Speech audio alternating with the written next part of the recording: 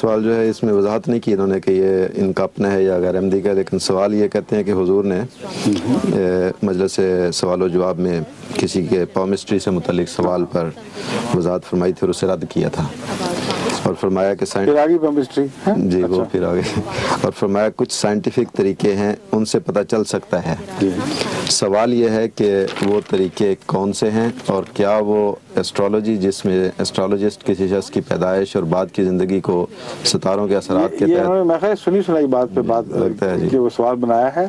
اس میں تو میں نے خوب کھول دیا ساری باتیں وضاحت کر دی، وضاحت سے کھول چکا ہوں۔ سائنٹیفک طریقے کوئی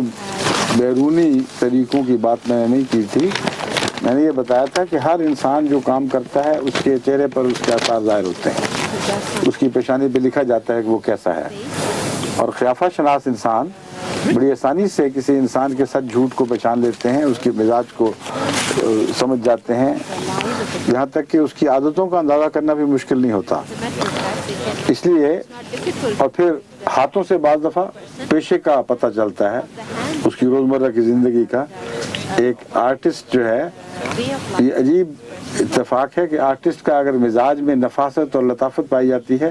تو اس کے ہاتھوں میں بھی مخروطی انگلیاں اور لمبی انگلیاں اور ان میں نزاکت دکھائی دے گی، الا ماشاء اللہ۔ عام طور پر آرٹسٹ کی انگلیاں نازک اور ہاتھ اس کے خصوصیت کے ساتھ ایک خاص ادا لیے ہوئے ہوتے ہیں، تو ایک ذہین آدمی پہچان لیتا ہے، اور وہ کہے گا میرے خیال میں تم آرٹسٹ ہو، تو کہے گا اوہ دیکھو یہ سچی بات نکلی، یہ عالم الغیب ہے نا، عالم الغیب۔ پھر کوئی کہہ دے کہ تمہارے چہرے سے پتہ چلتا ہے کہ تم اس مزاج کے ہو، تو تم کہہ دو عالم الغیب ہے۔ یہ باتیں عالم الغیب ہونے سے تعلق نہیں رکھتی، بعض آثار ظاہر ہو جاتے ہیں،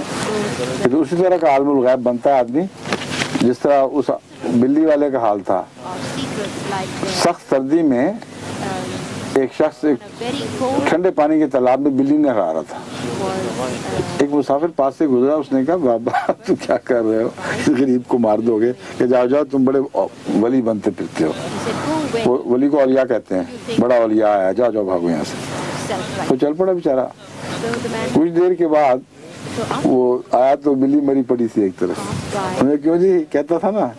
کہ جاؤ جاؤ ولی بنتے پھرتے ہو، یہ نہلانے سے نہیں مری، نچوڑنے سے مری ہے۔ جب نہا چکی تھی خوش کرے کے نچوڑا تھا، یہ نچوڑنے سے مری ہے۔